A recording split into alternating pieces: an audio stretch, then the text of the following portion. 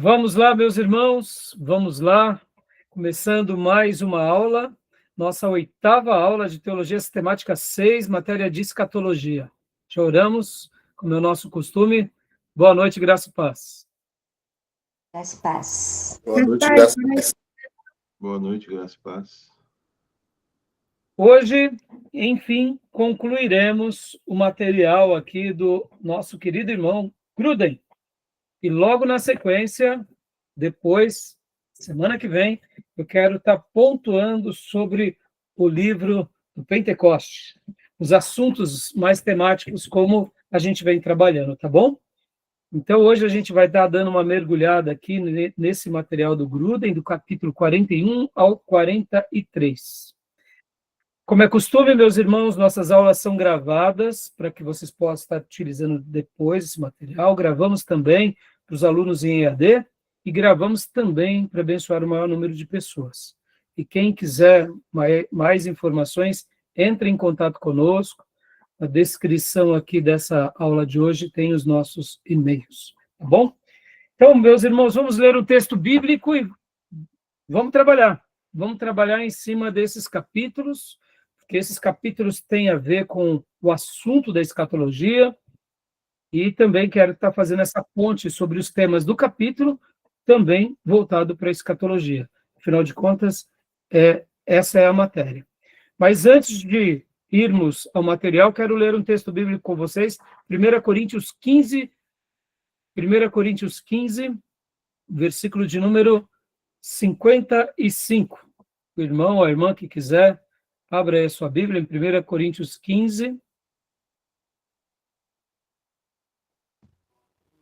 versículo de número 55. Vou compartilhar aqui com vocês também. É um texto que fala sobre a morte. O apóstolo Paulo fazendo aqui uma citação.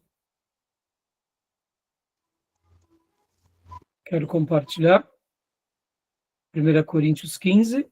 Mas quem já achou o texto, pode ler na sua Bíblia. Vou ler aqui. Tá. Ó morte, onde está a tua vitória? Ó morte, onde está o teu aguilhão? Ótimo, né? O apóstolo Paulo aqui falando sobre a morte, fazendo um brado de vitória sobre esse aguilhão tão cruel que é a morte, né? Onde está, ó morte, a tua vitória? Onde está, ó morte, o teu aguilhão?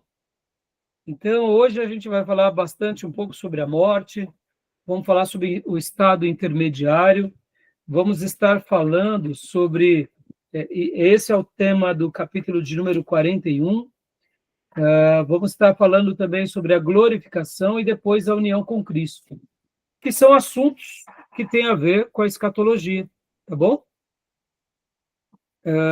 Hoje a igreja, eu diria, ela tem passado por um momento tão curioso, meus irmãos, que até sobre esse assunto da morte, a igreja não está sabendo dialogar. Eu não sei se vocês têm notado, mas o assunto da morte não deveria nos aterrorizar. Mas pode ver, a igreja contemporânea tem sido uma igreja, eu diria, tão infantilizada, que eles aceitam a Jesus para não morrer aqui, nessa terra. E eu queria te dizer, a Nova Jerusalém é aqui, Canaã é aqui, meus irmãos, Sião, que nos aguarda, é aqui. É tão interessante isso, podem ver as pessoas, eu sei que todo mundo quer ir para o céu, mas ninguém quer morrer, isso é fato, eu também não, né? Mas o que eu quero dizer é assim, hoje, o cristianismo contemporâneo não tem sabido lidar com a morte. A morte parece que é o final de tudo, e para nós, guardem isso, para nós, assim como a escatologia, as profecias dos finais dos tempos, não é a destruição de todas as coisas. Sim, será o castigo de Deus para aqueles que vivem na desobediência, mas para quem vive na obediência, é o regresso ao paraíso. É o acerto de contas com Deus e com o planeta, mas é o regresso ao paraíso. E a morte, para nós, não deve ser temida. Amém, meus irmãos? A morte, na realidade, é a porta pela qual nós passamos e adentraremos a eternidade. Ao lado de quem? Do nosso Redentor, que vive e reina pelos séculos dos séculos sem fins. Ou seja, até o assunto da morte hoje tem sido tão, eu diria, tão banalizado, porque a morte virou um inimigo do cristão. Não, meus irmãos. A morte não deve ser vista assim, né? A morte é o final de um ciclo pelo qual cumprimos com tudo que Deus sonhou para nós. E só seremos, eu diria, recolhidos quando, de fato, tivermos realizado tudo, como Deus deixou para cada um de nós. Afinal de contas, o nosso Rei, ele governa sobre todas as coisas e sempre governará. Amém, meus irmãos? Então, não temam a morte, tá? Não fiquem com medo da morte, como muitos, né? Pelo contrário, acreditem que Deus estará cuidando de todos vocês e de todos nós a cada momento, e que a morte não vai ser o nosso final ali, né? O último estado, no sentido de que tudo acabou, não tem mais solução. Não, pelo contrário, é ali que tudo vai começar. É ali que a gente vai realmente viver ao lado daquele que vive e reina pelos séculos dos séculos. Amém. Tá bom? Então vamos lá. Quero compartilhar aqui com vocês aqui o slide do Gruden. Esse slide tão oportuno. E a gente vai, então, agora ler aqui rapidamente, depois a gente já vai para o resumo. Tá bom? Vocês têm notado que os irmãos ultimamente têm vivido um cristianismo onde tem medo até de morrer?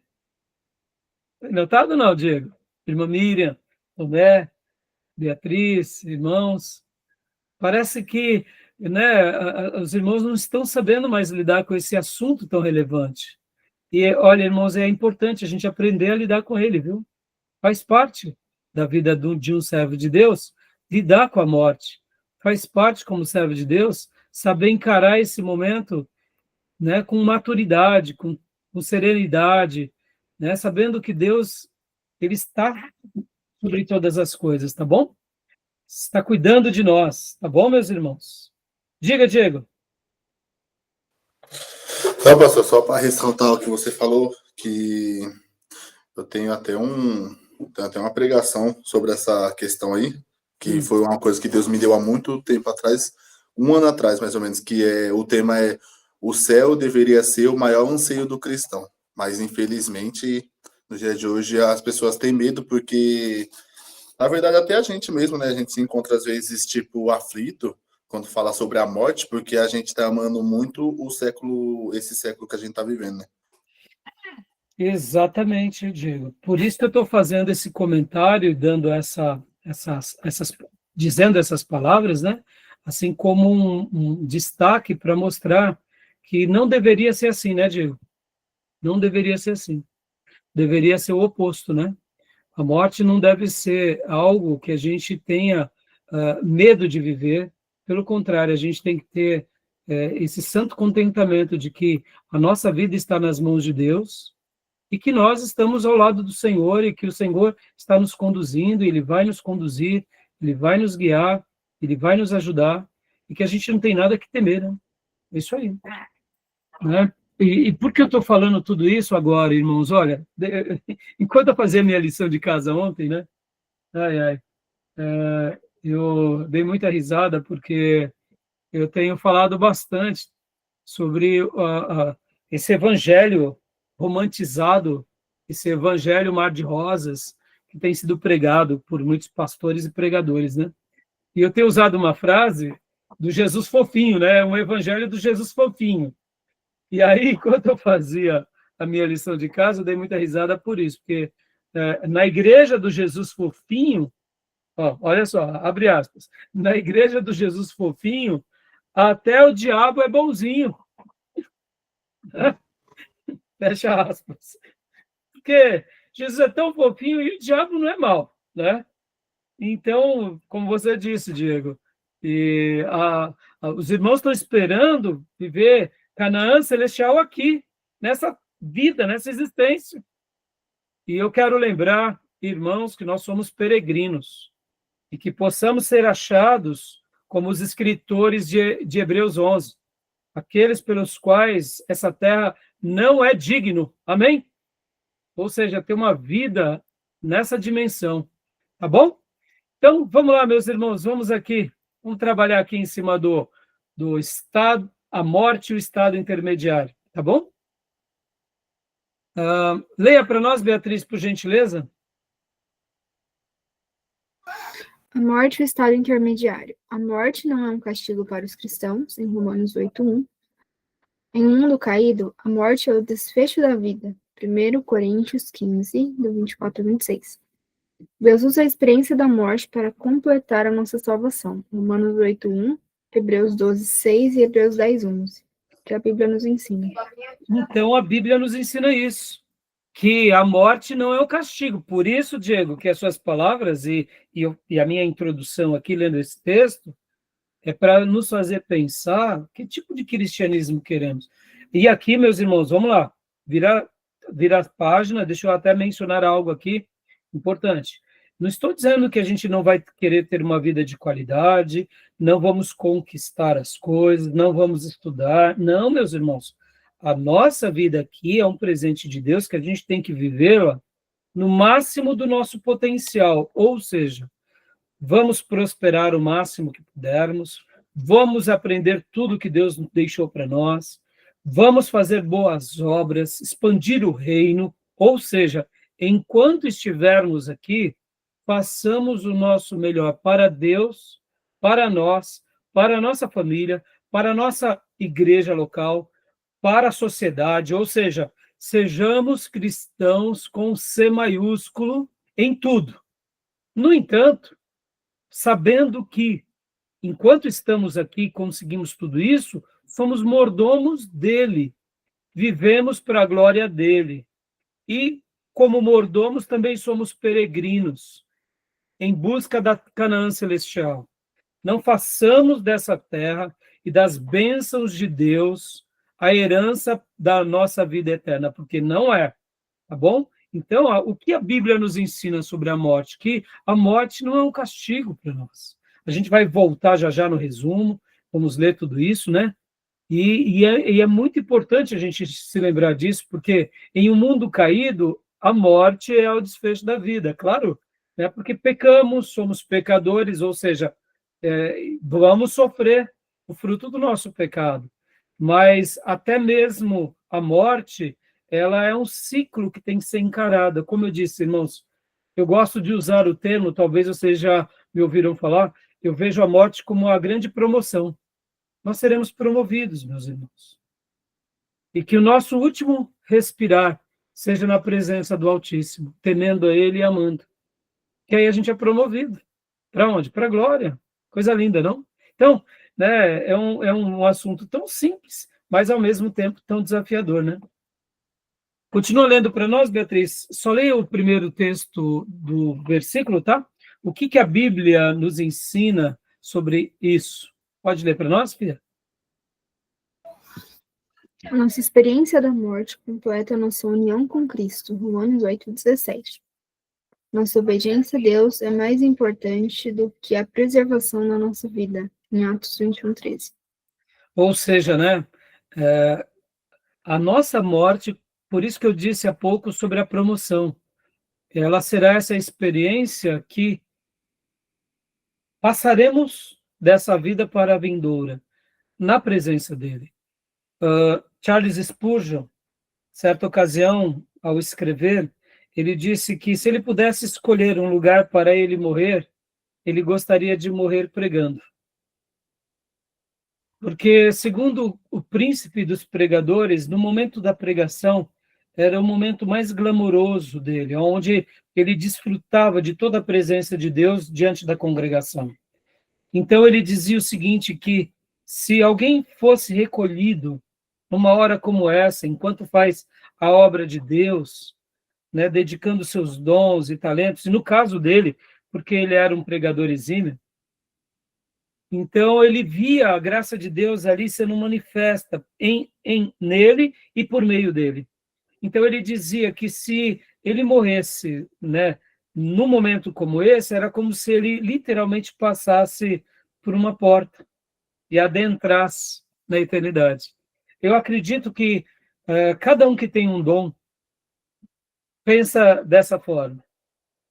Aqueles que são levitas, que cantam, não teriam um momento mais sublime de morrer do que aquele momento pelo qual o irmão está ali cantando, adorando, engrandecendo ao Senhor, e de repente sentindo a presença de Deus, vendo a congregação cantar, a igreja adorar, e de repente sentindo os toques do Espírito Santo, e de repente quando você abre os olhos, você está diante do trono da glória.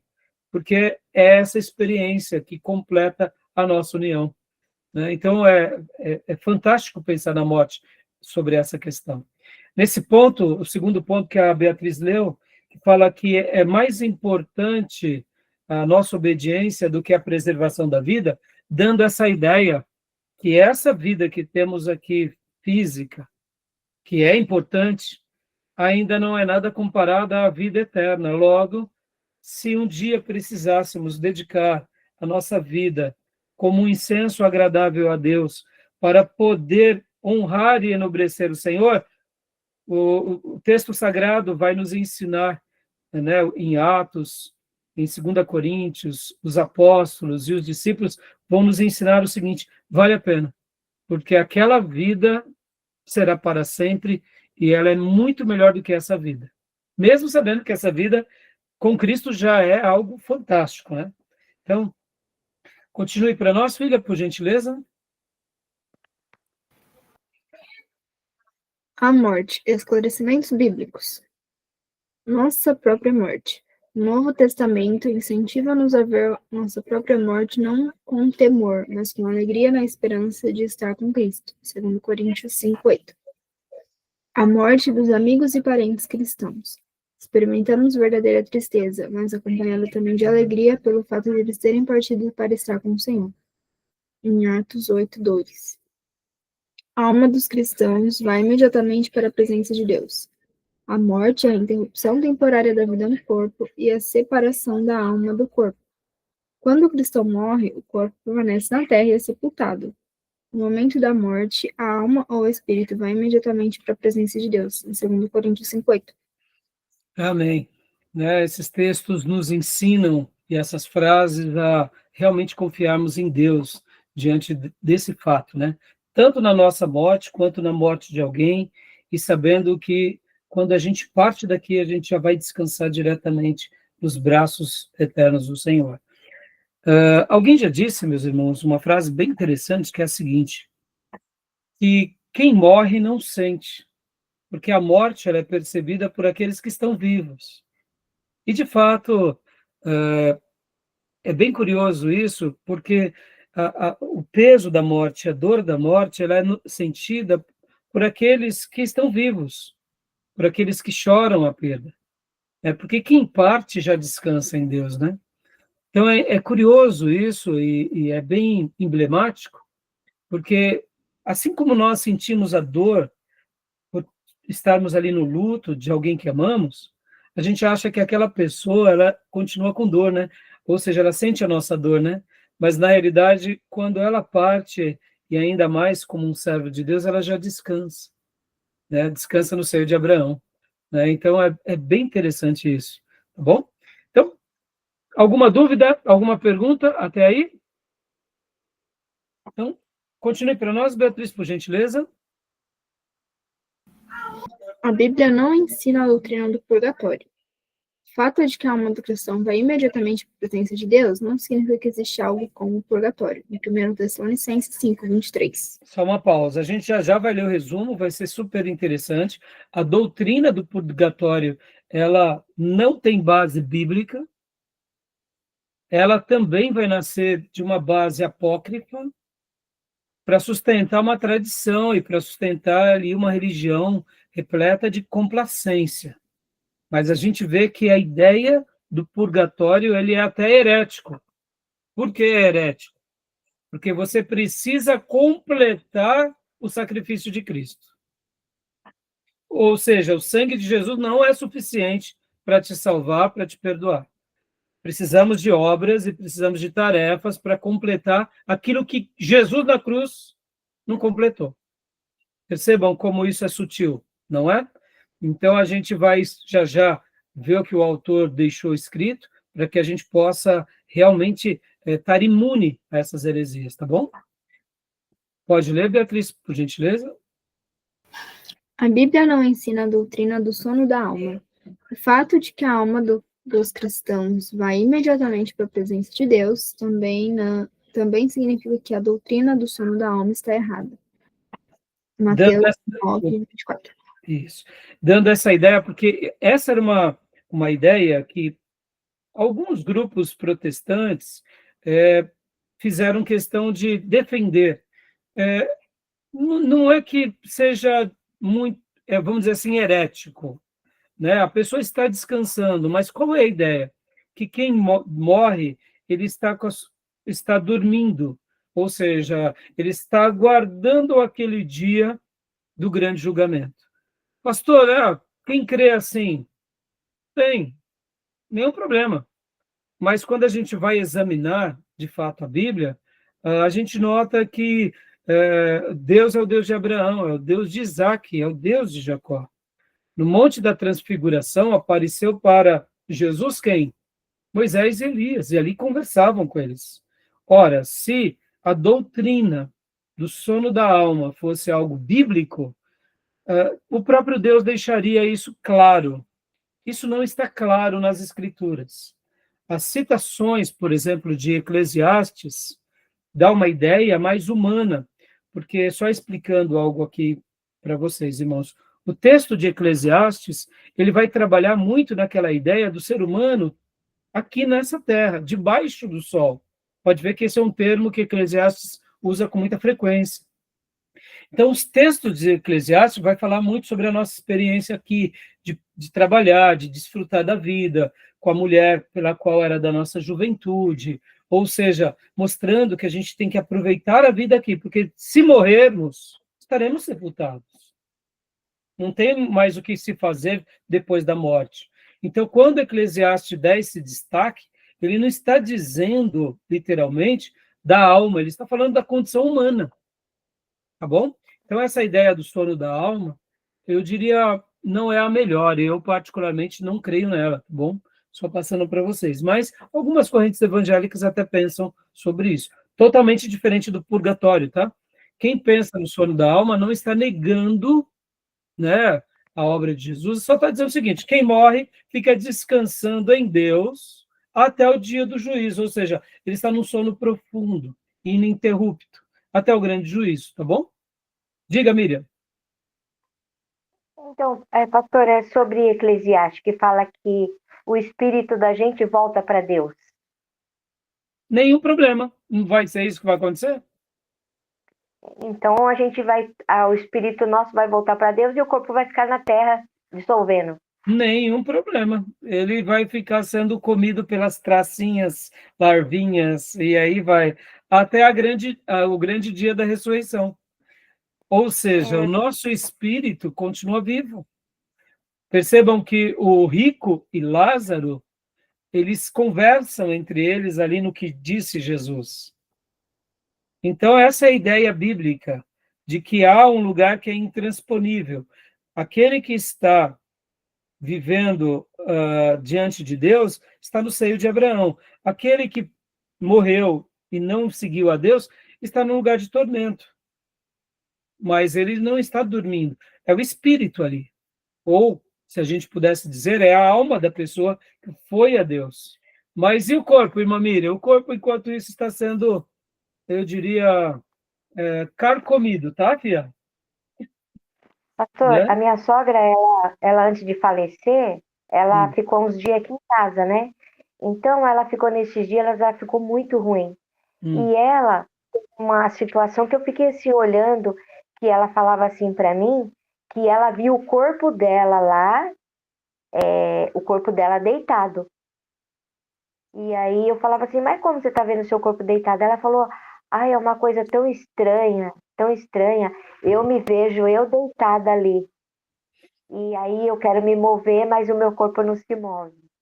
Ela já estava na ânsia da morte. Aí eu fiquei pensando, meu Deus, então o espírito dela já estava saindo, né? A alma dela, né?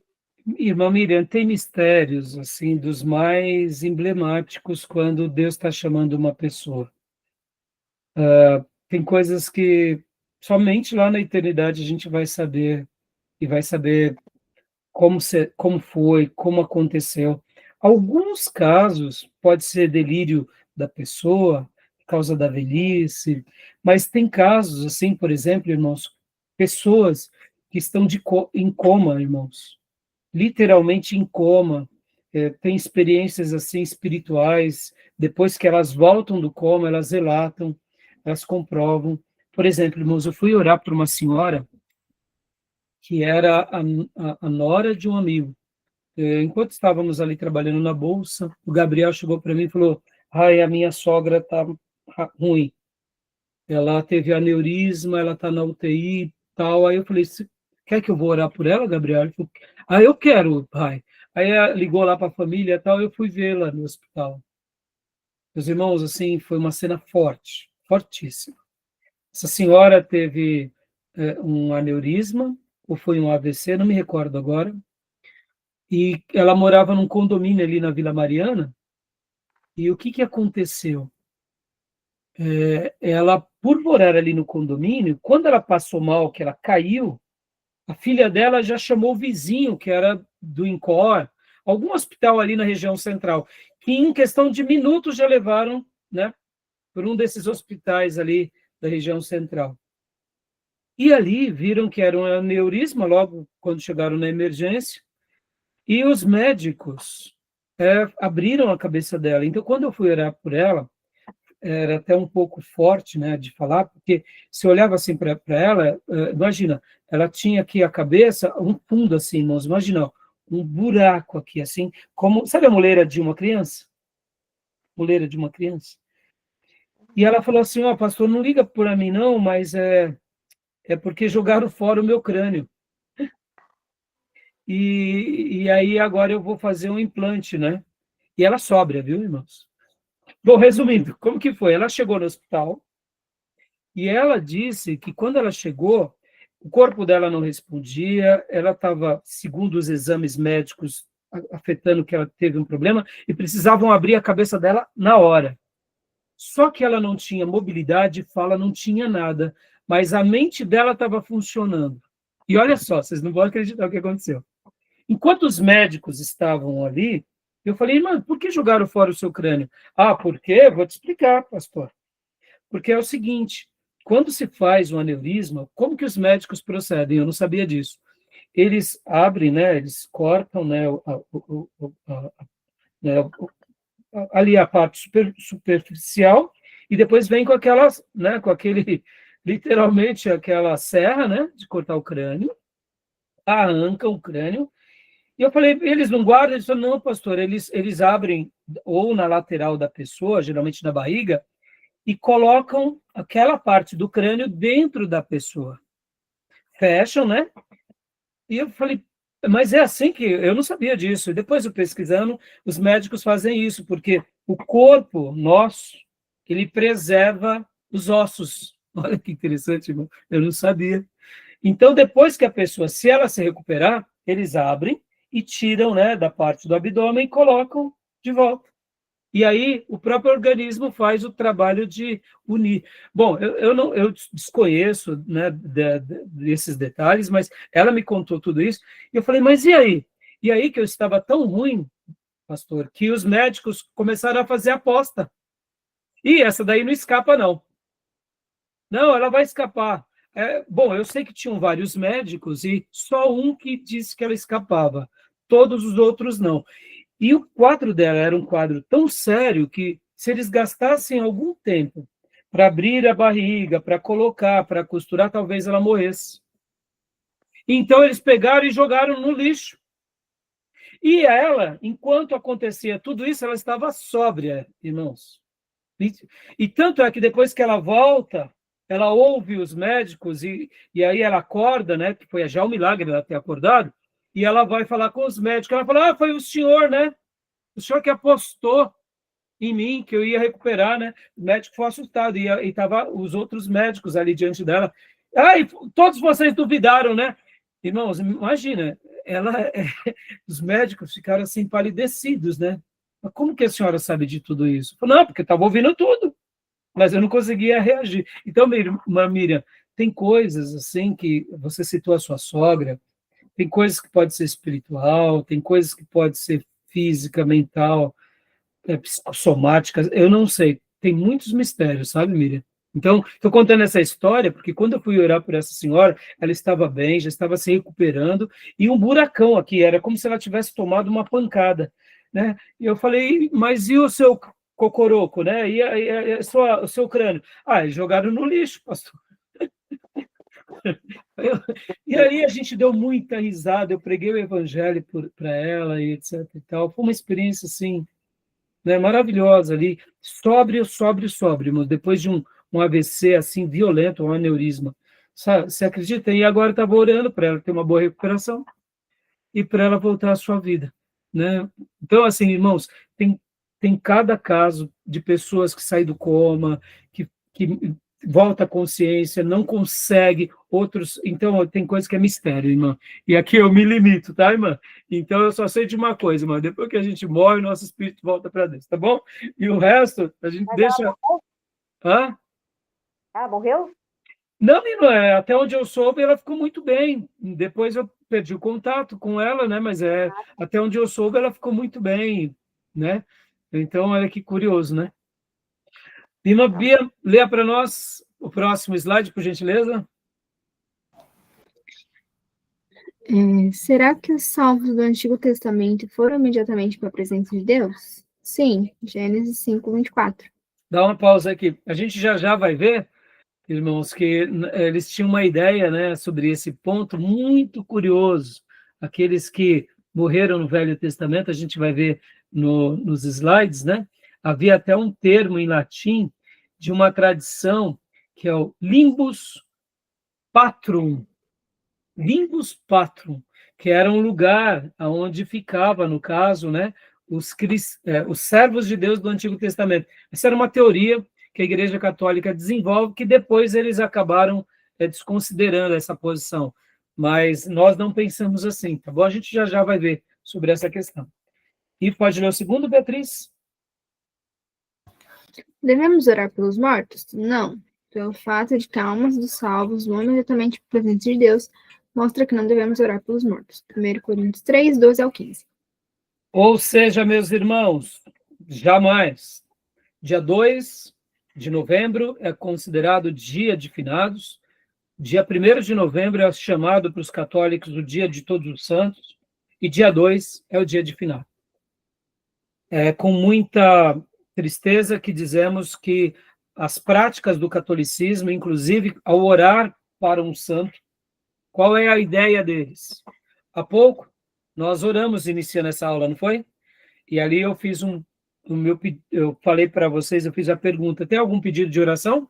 E cada um de vocês falaram os seus pedidos, e eu também apresentei os meus, e juntos oramos, eu intercedi por vocês. No catolicismo, eles oram aos santos nessa mesma ideia. Assim como você pede ao pastor e o pastor intercede, aquela pessoa que teve uma vida muito consagrada vai agora interceder diante de Deus. Essa é uma ideia errada, totalmente errada. Inclusive, ontem, o Papa Leão, ele fez um pronunciamento, e que isso fique em alto e bom som, né? Que Maria não é corredentora da humanidade, isso é muito importante. Mas lembrando que mesmo que eles digam isso, no catolicismo, eles acabam vendo Maria como literalmente corredentora. Podem ver a mariolatria, né? Então, ontem houve essa declaração, né, do Papa Leão, e eu achei interessante até compartilhar com vocês, mas já era muito tarde da noite, e isso não foi só o Papa Leão, né? O Papa Francisco também disse isso, Bento XVI também disse isso, João Paulo II, ele tinha uma outra opinião, ele até flertava com essa questão de ser corredentora, e depois ele admite que Maria não é corredentora, E por que os católicos estão se posicionando a respeito disso? Porque, irmãos, não tem base bíblica. E na hora que eles defendem isso, está errado. Então, agora eu te pergunto, há rezas a Maria? Então Maria, vamos lá, ela está viva? Então percebam, ó, mas ela está viva diante de Deus, pastor. Não, mas aqui, quando a gente ora a alguém, é a Deus. Não é a nenhum ser humano que já morreu. Nós não podemos orar a Paulo, a Pedro, a João, a ninguém, a não ser a Jesus Cristo, porque ele é o único intercessor entre Deus e os homens. Como diz Paulo lá em Timóteo, mostrando o nosso intercessor é Jesus. Acabou, não temos outro. Amém, meus irmãos? Né? Não é Vó Rosa, tá bom? Não é Allan Kardec, não é ninguém, não tem nada. Qualquer outra coisa não é procedente das Escrituras ou de Deus. Tá bom? Diga, Diego. Não, pastor, é porque você está falando sobre a oração dos mortos e tal. E eu lembro que os mormons têm uma prática de se batizar pelos mortos. Exatamente. Eles falam que a pessoa, que você pode salvar um parente seu que morreu sem Cristo, se você se batizar em prol dele. Então, isso é uma prática errada, porque, Diego, a Bíblia vai ensinar que a responsabilidade é pessoal. Diego, se esse fosse o caminho da salvação de toda a humanidade, Deus deixaria isso claro na Bíblia. E Deus não pediria para que a gente pregue o Evangelho. Deus pediria, se batize pelos que você conhece. Pronto, acabou, está tudo feito. Seria tão bom se isso fosse verdade, resolveria muitas das nossas dúvidas. Seria bom para nós, mas se Deus não escolheu isso, é porque para Deus não é nada bom. Ou seja, Deus deseja com que cada alma se arrependa dos seus pecados e creia em Jesus Cristo e o obedeça até o seu último dia. Tá bom? E agora, Beatriz, leia para nós, por gentileza, Fia. E nós estaremos trabalhando melhor sobre isso em religiões comparadas, tá, Diego? Que é a matéria de seitas e heresias, tá bom? Tá bom.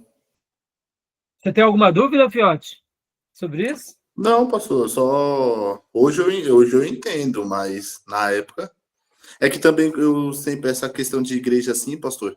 Eu lembro muito, não vagarosamente, mas assim, eu lembro de muita coisa quando eu tinha 4 anos de idade. Então, questão de igreja sempre foi muito envolvido. Então, eu sempre fui nessas igrejas assim. Então, eu era pequeno. Meus pais também não tinham conhecimento de religião. Então, pra gente era normal. Se a gente tava seguindo, né? E assim, eu brinquei, né, perguntando, Diego, já imaginando que você não tem dúvida, mas é importante, viu, Diego, a gente ter paciência com aqueles que creem errado, orar por eles, esclarecer, porque mesmo que isso seja um gesto bonito, irmãos, de você se batizar por um parente, mas não é bíblico, não é bíblico. A gente não vê João Batista ensinando isso, Jesus, nem os apóstolos ensinando isso. Quem teve algumas práticas assim que Paulo condena foi a igreja de Corinto, né? A igreja de Corinto fazia algumas práticas dessa e por isso Paulo vai refutar essa ideia. E eles resgatam isso, né? E se fosse esse único ponto entre os mormons, mas não, os mormons têm muitas doutrinas erradas. Uma delas é que Jesus e Satanás são irmãos. Né? Então, assim, percebam, sem contar também que o Anjo Moroni vai e dá um texto a Joseph Smith. Ou seja, bastava eles lerem Gálatas. Então, o que é um mormon? É alguém que segue as escrituras, mas segue também outros livros e outras práticas. Né? Então, é uma pena. Né? Eles recebem o nome de cristãos, mas, infelizmente, eles estão à margem da verdadeira doutrina bíblica. Tá bom? Então, Beatriz, continua para a gente, filha, por favor. A alma dos descrentes vai imediatamente para o castigo eterno? Sim. A Bíblia nunca nos incentiva a pensar que haverá segunda chance de aceitar Cristo depois da morte. Lucas 16, 24 a 26. como mencionamos, né, o texto de Hebreus, ao homem está ordenado morrer uma só vez, vindo depois disso o juízo, ponto final. Tá bom? Continuando aqui. Bom, então, paramos aqui na morte. Vamos agora para o resumo, depois eu volto para os slides aqui. Então, agora eu quero ler com os meus irmãos um pouco o material aqui do Gruden, na parte do resumo, e a gente vai trabalhar um pouco essas questões. A gente vai mergulhar um pouco sobre tudo isso que a gente está aprendendo aqui, tá bom, meus irmãos? Né? Essas partes tão importantes. Alguma pergunta até agora, meus irmãos? Querem fazer alguma pergunta? Tem alguma dúvida? Eu teria um comentário, na verdade, pastor. Pode falar. Referente a... Uma vez eu estava pesquisando, estava falando assim sobre uma pesquisa recente, que as famílias brasileiras geralmente têm mais de uma religião. Então, é possível que, às vezes, em tal assunto tenha uma visão cristã, mas para outro assunto, como, por exemplo, a morte, tem uma outra visão totalmente diferente da palavra. Sim, sim. Então, isso eu achei interessante. Tipo assim, Sim. não sabia disso. Não é, e é um assunto bem, vamos dizer assim, Beatriz, bem real. Pode ver, é normal que,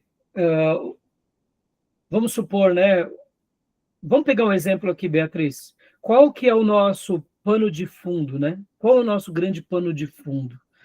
Quando a gente pensa um pouco sobre essa questão. Quando a gente pensa um pouco sobre isso, eu digo assim como brasileiro, né? Olha só que interessante. O Brasil, ele é católico, na sua grande maioria, foi, pelo menos assim, doutrinado no catolicismo. Depois do catolicismo, vem o povo africano, ou seja, então mistura dentro do catolicismo a cultura africana. Tem um outro detalhe também no pano de fundo, que são quem? Os próprios índios, que a gente chama de índios ameríndios. Quem são os ameríndios? São os índios brasileiros, Tupi-Guarani, e todos os índios que já viviam aqui quando, de fato, o Brasil foi descoberto, né? Então,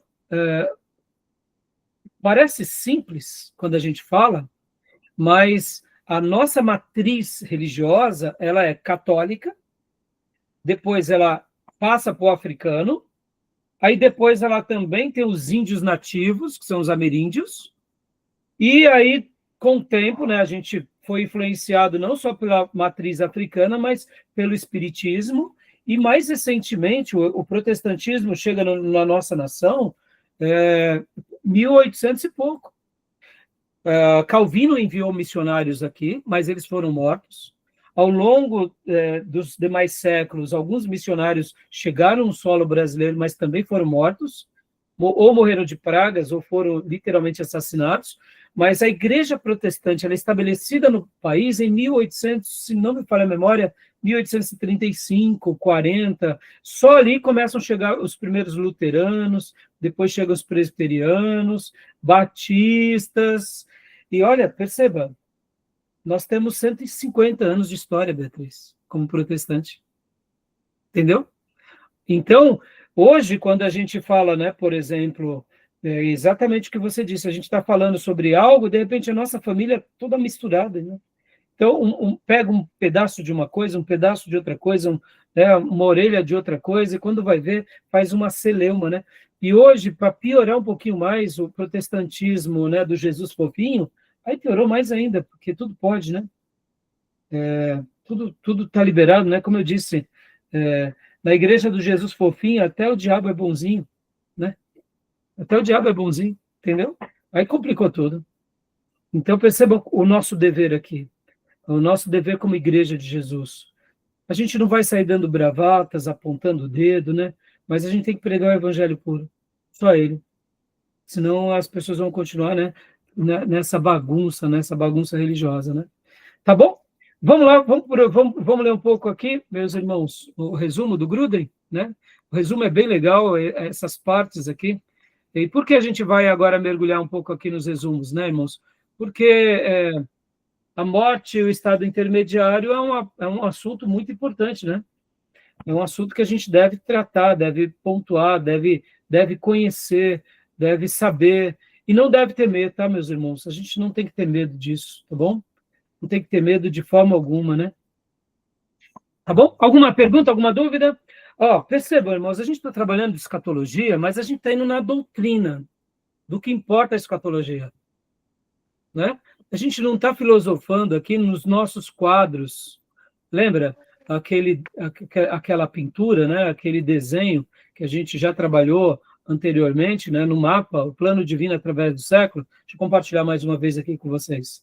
Esse mapa aqui, que é tão bonito, tão legal, perceba, ó, eu poderia só falar aqui para vocês, ó, a morte está aqui, ó, né? Ó, tá a morte, aqui é o Hades, que vai ser a grande destruição. Isso daqui é legal. É bom saber, esse quadro é útil. Mas vamos trabalhar na doutrina, o que importa para nós. O que importa? Né? A gente já vamos voltar de novo, já passamos um pouco sobre a questão do arrebatamento, vamos voltar a falar dele? Vamos. Mas o que importa? Importa que a gente vai se encontrar com o Senhor, que a gente vai ressuscitar, que o nosso corpo vai ser glorificado. É isso que importa. É isso que importa, né? Porque senão a gente acaba ficando muito preso nos quadros e não se aprofunda na doutrina, né? O que é mais importante, o dia do arrebatamento ou a minha união com Cristo para sempre? Entendeu? Se eu creio que eu vou estar com Ele, pouco importa o dia do arrebatamento. Até porque eu não sei se o Senhor voltará enquanto eu estou vivo. Quem sabe eu vou estar sendo carcomido, né, Mira? É estranho, né? Pensar nisso. A gente vai estar a gente não vai estar aqui, meus irmãos. A palavra vai se cumprir na nossa vida, né? Do pó viemos, para o pó voltaremos, ponto. E até aí o nosso espírito descansa em Deus. E esse é o nosso consolo, meus irmãos. Eu sei que é difícil quando um parente nosso está ali, né? No caixão, a gente coloca, né, no sepulcro, depois a gente vai ali, né, cuidar da alçada deles, tudo é muito doloroso, mas é assim, isso serve para a gente. Qual é a grande lição da morte, meus irmãos? É que a gente vê a nossa finitude da nossa vida, de que a gente está aqui de passagem, por isso que nós precisamos ter uma vida, eu diria, regada de essência, de significado, de altivez e de serviço para o nosso Deus, porque tudo que a gente está passando agora é provisório. E, de repente, se Deus nos abençoar um pouco mais, a gente não se envaideça também, né? Porque a gente não é melhor, que a gente possa pegar aquilo que Deus estiver fazendo conosco e glorificar o nome dele, né? Tá bom? Então, esse quadro, ele é lindo, mas vamos para a doutrina dele, né? Isso que importa, tá bom? Então, vamos ler rapidinho, né, esses pontos. Leia para nós, Tomé, o resumo aqui, e qualquer dúvida, meus irmãos, aí vocês vão me chamando, tá bom?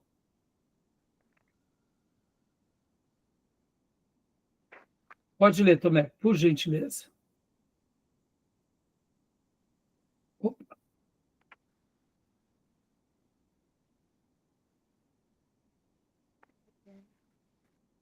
Pode ler, meu irmãozão, o texto. Irmão Tomé? Ou se não, pode ler para nós, Diego. Por favor. Essa parte do porquê os cristãos morrem? Isso, por favor. Nossa abordagem sobre a aplicação de redenção não pode deixar de considerar a morte e a questão de como os cristãos devem encarar a sua própria morte e também a de outros. É necessário também que perguntemos o que acontece conosco entre o momento da nossa morte e a volta de Cristo, quando ele nos dará no nosso corpo ressurreto. Joia. Então, pode continuar lendo para nós, por favor?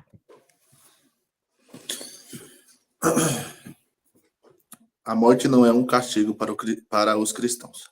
Paulo diz-nos claramente que nenhuma condenação há para os cristãos em Cristo Jesus. Romanos 8:1.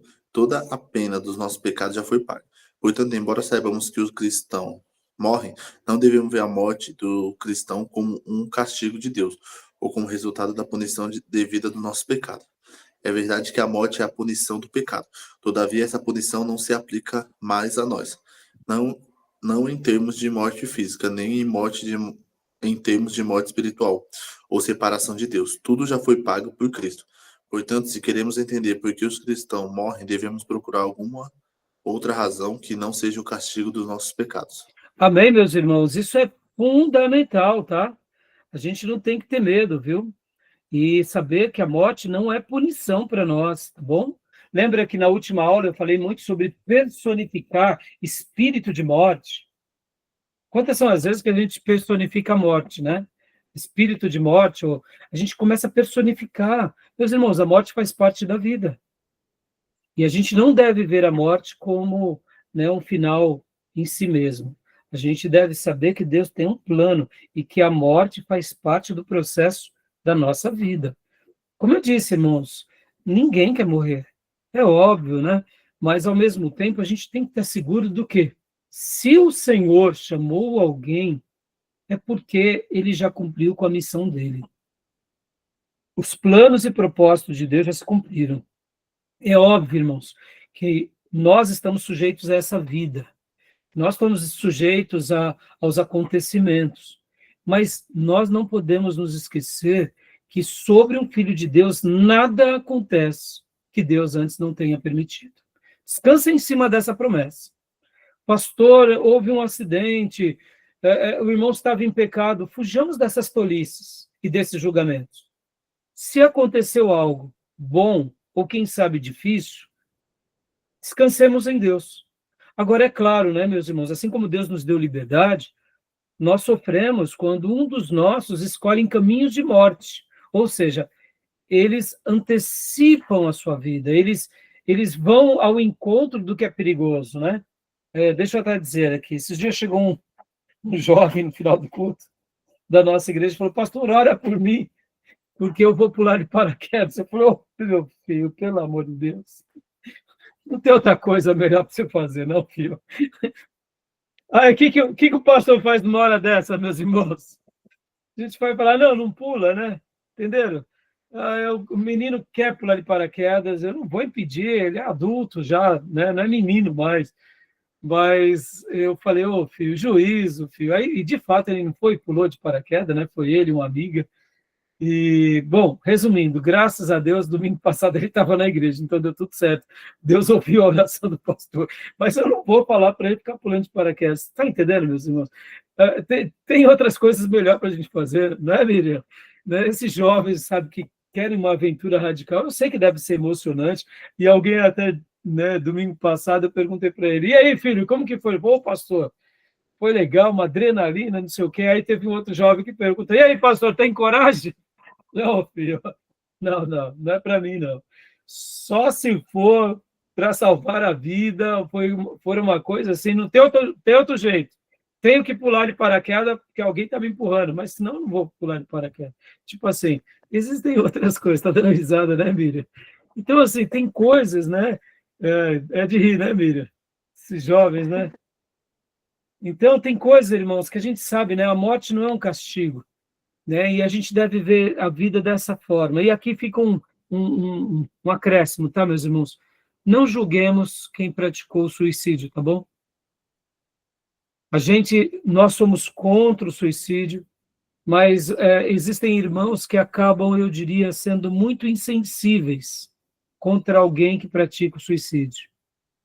Hoje nós somos frutos de uma sociedade onde a psique tem sido adoecida. Muitas pessoas têm sofrido, lares destruídos, famílias destruídas, relacionamentos familiares destruídos. Hoje pode ver que uma das doenças mais comuns é a depressão.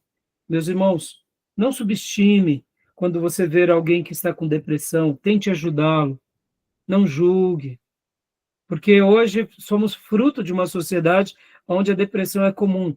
Ora porque são lares destruídos, ora porque a pessoa escolheu muitas vezes um caminho de drogas e de dependência química, ora porque a pessoa não se alimenta direito e ela não tem, né, nutrientes que trabalham nas emoções. Pode ser por muitos motivos, e uma pessoa que está vivendo em depressão, ela precisa da nossa ajuda. E uma pessoa, muitas vezes, que pratica isso porque está com a depressão, ela é totalmente eu diria, é uma pessoa que está sendo vulnerável às vozes das trevas. E não pense você, meus irmãos, que o espírito maligno, nessa hora, não vai tentar empurrar a pessoa para o abismo. Eu e minha esposa, vocês sabem disso, minha esposa é psicóloga, já cansamos de ajudar dezenas de pessoas que estavam assim, que graças a Deus foram curadas. Então a gente tem toda a paciência do mundo, porque uma pessoa, quando ela está com depressão, ela não tem ânimo de viver, e muitas vezes a única solução que ela encontra é essa, que é tirar a sua vida. E nós sabemos que isso é um engodo, é uma seta das trevas, e nós devemos ajudar qualquer pessoa que se encontra dessa forma. E não julgue essas pessoas, tá, meus irmãos? Porque, inclusive, servos de Deus, muitas vezes, por passarem tribulações horrorosas, podem estar vivendo momentos de depressão. E a gente tem que ser complacente, tem que ser amável e tem que ajudar essa pessoa. E creia que, pelo poder de Deus e pela graça de Deus, você vai ser um instrumento a ajudar muitas pessoas. E se precisar recomendar, muitas vezes, uma terapia, um tratamento clínico, recomendemos, meus irmãos. Como eu disse, a depressão pode ser por inúmeras causas ou inúmeros fatores, tá bom? Então, sejamos maduros, viu? Em um dos nossos módulos, nós trabalhamos sobre psicologia pastoral e vocês vão ver como é importante saber lidar com isso, tá? Só para vocês terem uma ideia, meus irmãos, para eu fechar esse bloco aqui, eu estava nos meus dias de seminário ainda quando... Era no meu primeiro ano ou segundo ano de seminário. Acho que era no meu primeiro ano de seminário. Uma esposa de um pastor lá no seminário me procurou, ela estava desesperada. E eu lembro que eu tive uma experiência muito grande com Deus de ajudar essa esposa de pastor. E ali, imaginem, eu fui para o seminário com 19 anos de idade, não tinha experiência nenhuma com relação ao aconselhamento, com relação à ajuda. Essa esposa de pastor estava vivendo um laço tão horroroso na sua vida, e ela ali no meio de todo o caos, ela, por acaso, começou a se abrir comigo, e ali eu disse para ela, irmã, a partir de hoje vamos orar, vamos jejuar, e eu não tenho dúvida que Deus vai te libertar desse laço e dessa situação. Em algumas semanas, o sorriso já voltou nos lábios daquela irmã, e eu pude ver a graça de Deus sobre a vida dela. E aquela irmã não cometeu nenhuma tragédia, não fez nenhum mal, e ali Deus me usou como instrumento, enquanto eu era um seminarista. Então, meus irmãos, Deus vai sim preparar pessoas para a gente ajudar, e saiba disso, a gente tem que lidar com essa questão com muita maturidade, tá bom? Porque ir para o simplismo, e ir para... Isso é demônio, e somente demônio, e pode talvez não ser o melhor caminho. Não estou dizendo que o demônio não trabalha nessa área, não é isso. O que eu quero dizer é, o diabo trabalha, mas sejamos maduros ao ajudar das pessoas, tá bom? Eu quis abrir esse leque, tá bom? Beleza, meus irmãos? Tá bom? Alguma pergunta, alguma dúvida? A morte não é um castigo para os cristãos, tudo bem? Então, só para a gente concluir agora aqui, ó, em um mundo caído, a morte não é o desfecho da vida, tá bom, meus irmãos? A gente já viu isso no slide. Em sua grande sabedoria, Deus decidiu que não estenderia a nós o benefício da obra redentora de Cristo de uma só vez. Em vez disso, escolheu estender gradualmente a nós os benefícios da salvação. De igual modo, Deus não quis eliminar de imediato todo o mal do mundo, mas sim esperar até o juízo final e o estabelecimento dos novos céus e da nova terra. Em resumo, ainda vivemos em um mundo caído e a nossa experiência de salvação ainda é incompleta. Interessante esse comentário, não? Ou seja, eu gostei muito dessas palavras, sabe? Deus decidiu que não estenderia a nós os benefícios da obra redentora de uma só vez. Concorda com isso, meus irmãos? Concorda? Eu, inclusive, escrevi assim, irmãos, no meu livro, né? Ao se converter, não mudamos em tudo. Nosso espírito renasce, mas a glorificação, ou seja, recebermos corpos perfeitos e, abre aspas, uma vida perfeita, fecha aspas, será apenas na glória. E aí eu fiz uma pergunta dentro desse texto que eu escrevi. E por que Deus nos deixou ser assim? Por que Deus fez dessa forma? Por que ele não nos deu um corpo perfeito ao nos converter? Ou seja, por que ele não resolveu realizar toda a obra redentora de uma só vez? E aí eu cheguei à seguinte conclusão, e aqui é a minha resposta, que eu coloquei. Se muitos, ao se convertessem, recebessem um corpo glorificado, se converteriam pela troca de receber algo melhor, e não de descobrir quem realmente Deus é. Ao não recebermos tudo agora, podemos aprender a amá-lo durante essa caminhada até chegarmos lá na eternidade. Deus deseja que antes que tenhamos um corpo glorificado, aprendamos aquilo que é mais importante sobre tudo, que é amá-lo e desfrutar do seu amor. Creio que por isso Deus se revela a nós aos poucos. Porque é nessa jornada que iremos aprender tudo aquilo que de fato importa. E o que de fato importa? Que é desfrutarmos do amor de Deus aqui nessa existência e aprendê-lo a amá-lo dia a dia.